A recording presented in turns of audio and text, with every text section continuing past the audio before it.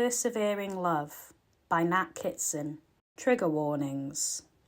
Please be advised that this story contains the topic of miscarriage, the occurrence of which is described as well as discussed. Coercive, controlling behaviour is implied within a relationship. Gore and violence are also featured heavily. Chapter 1. I have been awake all night. The ceiling fan might have driven me insane hours ago if I wasn't on such a high dose. Instead, I stare up at it, between the blades, trying to count the specks of dust flying off them. Our alarm will sound in 2 minutes. I've just checked, and now I'm debating whether to tell Danny I slept well or not at all. The lie would make him happy. The truth would make him hurt, but it'd hurt him more if he found out I lied. How would he know I lied? He hasn't got a time machine. He isn't a psychic. I've had these bags under my eyes for the past 3 months. He snores lightly, so he might not wake by the beeping.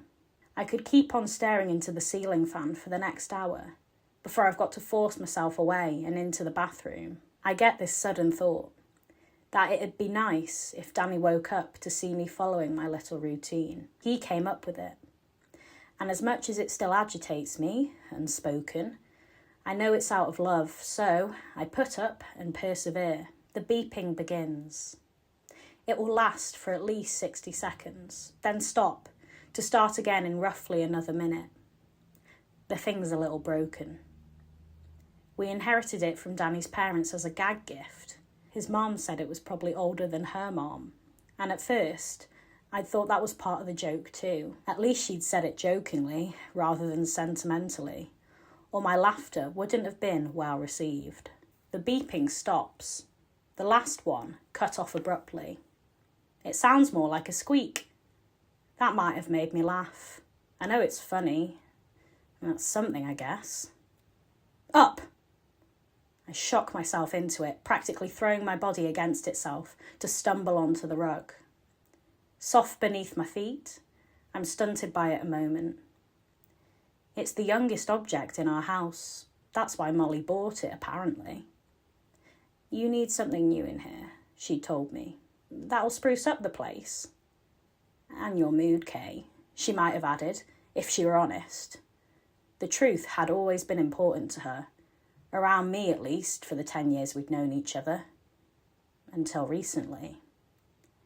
Till any words said could break me apart. I pull the tether, filling our ensuite with light. I avoid the mirror. One of my first therapists tried to have me recite mantras to my reflection. The second Danny found out, he threatened to throw her out of her stained glass window. I think the therapist intended it to be a self-esteem booster, not a blame reductor, but nonetheless I was moved on. The process was pretty cyclical for a while, but for the last 2 weeks I've been seeing Amma, and Danny really likes her. I thought we'd never find one who didn't talk to you like a kid, he'd said. Amma is a lot more formal than the others. Her predecessor, Kurt, he'd been lovely. I appreciated our conversations and the methods he'd gradually offer me. He reminds me of a comforter compared to Amma's straitjacket. And look, I'm not saying Amma's bad at her job or bad to me, but they do say you've got to make a match between therapist and patient for therapy to be successful, if that's the right word to use. Amma isn't a match for me, but she makes Danny happy, so I'll stick with her for now. Our last session was Thursday. Towards the end, Amma wished me well on our trip. Up into the Appalachians, she'd said, in an unapproving tone. Make sure you pace yourself, Kayla. Don't do too much. If I'd had the energy, and if Danny was undecided about her, I would have told her we were only walking, not jogging up and around the mountains a couple 100 times. A sigh hollows my already gaunt cheeks as I read the steps of Danny's routine, tacked onto a tile beside the shower. Away from the mirror for obvious reasons. Number 1, brush your teeth. Fetching the brush from its pot, I push out a large pea of paste and turn the bristles from tooth to tooth. I count from 0 but lose track after 60. Brain meandering, refusing to feel too close to a minute. I might brush my teeth anywhere between 2 to 6 minutes.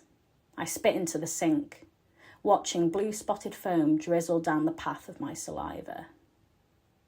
I don't turn the tap yet because, number 2, mouthwash. Count to 30. Should I ask Danny to change step 1, adding a count to it? As I swirl the stinging wash inside my mouth, particularly bad on the right side where I've grown a bad habit of chewing the skin, I realise I lose count with this too. Number 3, take a shower. Long as you need. Turning the cold tap, washing it all away, my trained gaze steers clear of the mirror. I twist the shower's temperature dial to a medium and pull it towards me. Water sprays in a heavy fall. Sometimes the droplets feel more like pebbles. As I pull up my shirt, Danny steps into the bathroom. I always leave its door open during this morning and night routine, just in case. Hey, he greets softly. How'd you sleep? The alarm woke me up, I answer, pushing a smile up the corners of my mouth. So I'd say pretty damn well.